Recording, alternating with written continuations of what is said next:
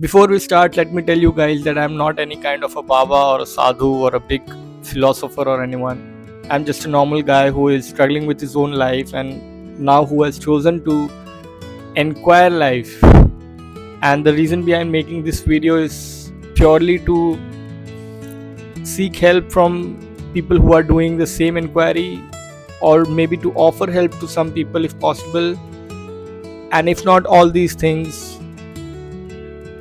to maybe carry out this shared journey together. Whatever I'm going to talk about today, it's sort of, I have made the notes of it in this diary of mine, and it's the fifth or the sixth notebook. This is my personal diary, and I order the same book every time. I think what life has given me is no less than a game, and when we look at any possible game in the world, whatever it is, if it's an indoor game and an outdoor game, we begin to, with very slight attention, we begin to look at the futility of it and the pointlessness of it. Whether it is moving animal shaped statues in a white and black board in the game of chess, or to throw and exchange and catch all sorts of balls which are made of either rubber, leather, or and whatnot. It's very pointless. But we see that in the world where so many people are living, a large number of population is involved and engaged with such games constantly. And is it safe to say that all of these people have failed to look at the pointlessness of the game? No, there are people who fail to look at the pointlessness of it, but there are also people who have looked at it, have looked at the futile behavior of the games, but are still engaged with it, and most of them are sportsmen. So what is the entire point of it, and how is this game very similar to life? How are all these games very similar to the game of life itself? I started to think about it today, and this is what I feel. Now, for people who haven't looked at the pointlessness of the game, it might be very easy for them to be able to enjoy any game. But for people like me who have sort of put in a little bit of intelligence, and for poor people like me basically, who have sort of put in a little bit of their intelligence and observed that actually there is no point in throwing the ball here and there and later crying about it, it's very difficult for us to be able to enjoy any sort of game, including life. Now, one way to look at it, or one way to tackle it, is to look at the fact that there is actually no choice.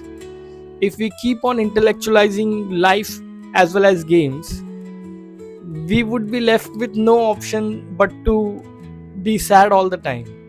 And the worst part is that the game will still go on with or without us. That is why I feel like it is very important and almost urgent for me to stop intellectualizing and start actually playing the game, because there's actually no other option, man. Actually, over here, a very smarter use of intellect will be to recall all the moments of joy and understand and realize again the tremendous power of joy in making us forget about the existential questions, if not sometimes even answer them. Now, diving deeper into this history, and by history I'm not talking about anyone else's history, I'm talking about my own history. When I dive into my own history, I realize that all the possible moments of joy that I can remember right now,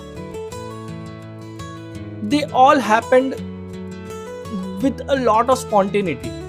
They all happened randomly, and not a single one of it has happened because I have planned for it. Like, maybe it must have happened when I have planned for it, but it did not happen because I have planned for it. In fact, each time when I was planning for it or looking for it or sort of hunting for it, it was like the possibility of it not being with me was increased. So what does that leave me with? I cannot look for a thing like joy while I actually know that how much I need it. What is really the matter here? Actually, this might sound very strange, but if I truly love joy, and if I have realized completely the power of it and the need of it in my life, then it's very stupid to keep looking for it. And along with stupid, it's actually very self-destructive, or what do you call it? Self-destructive, and actually a little bit abusive also, to keep hunting for it. Now here comes the Latin word called participare, which means to have a part in. This is also the origin of the word of the English word participate. Now, in this particular context, joy is one of the two results of any given sort of participation in a game, in any game or in any sort of life. Now, joy being one of the results, the other result is sorrow. Is it possible to somehow control the intake of joy and sorrow? No, not really.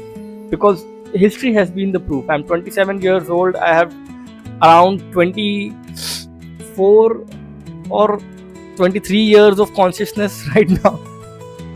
So it's not possible. It's not possible to control the intake of it. But is it possible to do something in order to open the random possibility of joy and sorrow together? Like, we don't know what is going to happen, but we will for sure know that any one of it can happen. Can we do something in order to make that happen? Yes, that can be done through participation, and I think it's the only way to experience pure joy. Now, before we go, here is a disclaimer. Historically, again, while participating, I have tend to expect joy as the only result. Now, whenever I did that, those were the exact times when joy escaped from my life. To tackle this from now on, I will keep reminding myself the nature of joy and my love for it. And after all this diary entry and even making this video, I think I should not forget the nature of joy, which is very spontaneous. And I should remember that if I go on hunting for joy or looking for it again, I will be disrespecting the nature of it now. Because, from all these years of experience of living life, today I have understood that joy won't come if I look for it. It is not the nature of it only. Like, I can't do anything about it. Now, today I also understood a very important thing about participation. I noted it down in the diary as well, and I'm going to read it for you guys. The best way of participating, and actually it should be the definition of participation, that participation does not bring only joy, but it is the only action that can bring joy. If you watch this video till now, it's not only my journey, it is your journey as well. Let's experience life together, guys.